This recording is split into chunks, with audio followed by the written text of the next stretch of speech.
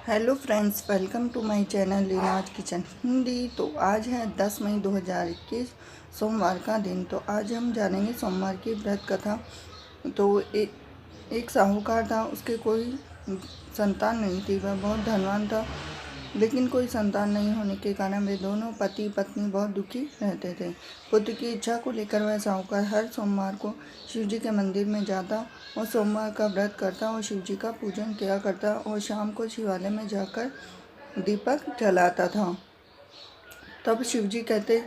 तो एक बार ऐसे करते करते कई साल निकल गए और साहूकार के इस भक्ति भाव को देखकर एक दिन पार्वती जी से रहा नहीं गया। उन्होंने शिव जी से कहा कि स्वामी, ये साहूकार आपका परम भक्त है और सदैव आपका व्रत पूजन बड़ी श्रद्धा के साथ करता है, तो आपको इसकी मनोकामना अवश्य पूर्ण करना चाहिए। तब शिव जी कहते हैं कि ऐसा करने पर संसार तो कर्म और भाग्य का क्षेत्र है, जो जैसा करता है वैसे ही फल प्राप्त करता है। जितना भाग्य में लिखा होता है उतना ही प्राप्त करता है। तो शिव जी पार्वती जी कहती है कि हे भोले भंडारी, आपने ऐसे अनन्य भक्तों को यदि किसी प्रकार का दुख है तो आप उसको दूर नहीं करोगे, तो मनुष्य क्यों आपकी सेवा और पूजा करेगा, क्यों आपका व्रत करेगा। तो पार्वती जी के बार बार कहने पर पार्वती जी, इसके भाग्य में तो पुत्र योग है ही नहीं, परंतु आप कह रही है तो मैं आपकी बात मानकर साहूकार को 12 वर्ष के लिए पुत्र का वरदान देता हूँ। तो उस समय वह शिव जी का पूजन करता लगा। तो उसने शिव जी पार्वती जी की यह सारी बात मंदिर में सुन ली, परंतु उसको न तो प्रसन्नता हुई न ही दुख हुआ। अब वह पहले की तरह ही शिव जी के मंदिर में सोमवार के दिन आता रहा, व्रत पूजन करता रहा। तो शिव जी का अभिषेक करता रहा। रोज शाम को शिव जी के मंदिर में जाकर दीपक लगाता रहा। तो इस तरह से नियम से वह शिव जी का पूजन करता रहा। अब इतना होने पर कुछ सोमवार बीतने पर उसे पता लगा कि उसके संतान होने वाली। फिर बाद में उसको पुत्र होने की खबर मिली, तो परंतु उसे प्रसन्नता प्रकट नहीं की और न ही किसी को शिवजी पार्वती जी के वरदान के बारे में बताया। अपनी पत्नी को कोई बात नहीं बताई। जब बालक 11 वर्ष का हो गया तो माँ ने विवाह के लिए अपने पति को बुला।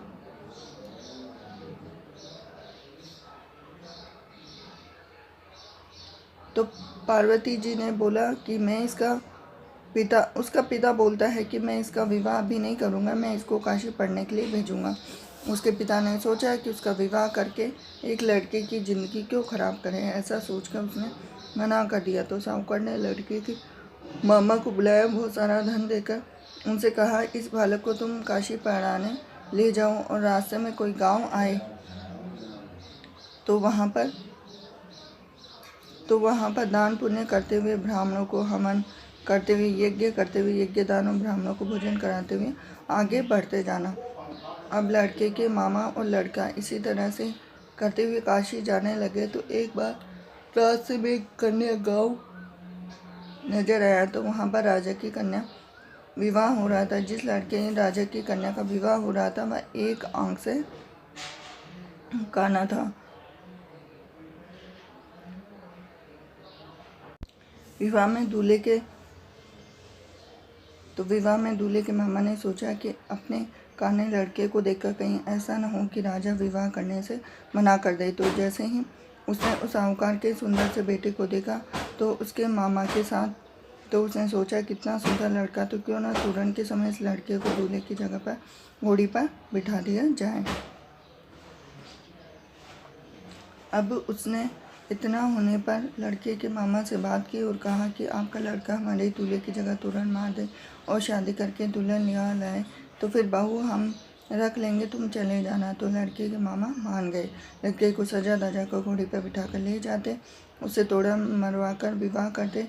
तो अब लड़का वहाँ से जाने लगा तो राजकुमारी की चुन्नी के पल्ले पर लिख दिया कि तेरा विवाह तो मेरे साथ हुआ है, परंतु जिस लड़की के साथ तुझे भेजेंगे वह काना है, तो मैं तो काशी पढ़ने जा रहा हूँ। तो लड़की ने जब चुनरी खोली, ऐसा लिखा हुआ देखा तो उसने राजकुमार के साथ जाने के लिए मना कर दिया। बोले, ये मेरा पति नहीं है, मेरा पति तो काशी पढ़ने में गया हुआ है।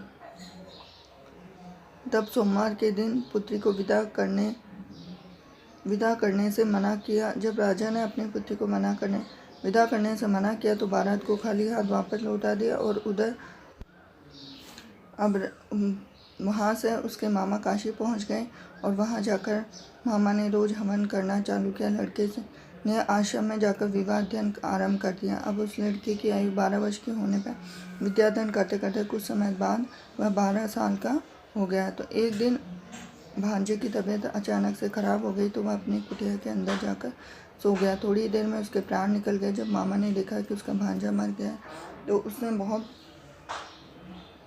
दुख प्रकट किया और फिर सोचा कि यदि मैं अभी रोना पीटना शुरू कर दूंगा तो वह हवन ये सब अधूरा रह जाएगा। तो वह यह सोचकर उसने यज्ञ कराया, ब्राह्मणों का भोजन भी कराया और इसी के साथ ही अब उसके संयोग में ऐसा ही था कि उसने रोना चालू किया तो संयोग से उसी समय शिव जी पार्वती जी उधर से निकल गए। उन्हें जोर जोर से रोने की आवाज़ सुनी तो वे कहने लगे कि उस लड़के को पार्वती जी ने पहचान लिया। तो बोले यह तो वही लड़का जिसको आपने उम्र 12 वर्ष की दी थी। तो शिवजी पार्वती जी से कहने लगे कि हे कृपा सिंधु, आप इस बालक को कुछ और आयु दे दो, नहीं तो इसके माता पिता तो तड़प तड़प के मर जाएंगे, क्योंकि उन्होंने इसको कई दिनों से देखा भी नहीं। पार्वती जी के बार बार ऐसा जिद करने पर भोलेनाथ ने उसे लंबी आयु का वरदान दे दिया और वह लड़का पुनः जीवित हो गया। शिवजी पार्वती जी को प्रणाम करके अब तो दोनों मामा भानेज अपने नगर को वापस चले गए और रास्ते में उसी नगर से जाते गए जहाँ पर उसके लड़के का विवाह हुआ था।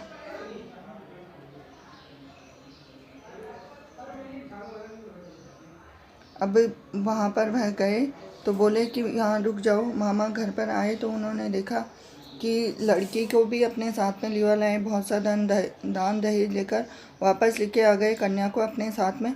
तो उन्होंने प्रण किया। अब उसके माता पिता घर की छत पर बैठे हुए थे। उन्होंने प्रण किया कि उनका बेटा सकुशल जीवित आएगा तो वे नीचे आएंगे, नहीं तो छत से कूदकर अपने प्राण त्याग देंगे। तो लड़के के मामा ने आकर उन्हें सारी बात बताई तो उनको विश्वास भी ही नहीं हुआ। तब मामा शपथ लेकर फिर से कहने लगा। अब उन्हें विश्वास हो गया। लड़के के माता पिता अपने रिश्तेदार पड़ोसियों के साथ गाजे बाजे के साथ बेटे बहू को लेने जाते हैं और इतना होने पर शिवजी पार्वती जी की कृपा से वह सुखपूर्वक रहने लगे।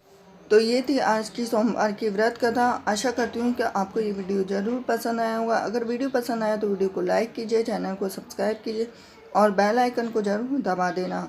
और हिंदू सभ्यता के तीज, त्योहार, व्रत और पूजा विधि के लिए बने रहिए मेरे साथ रीना किचन हिंदी पर।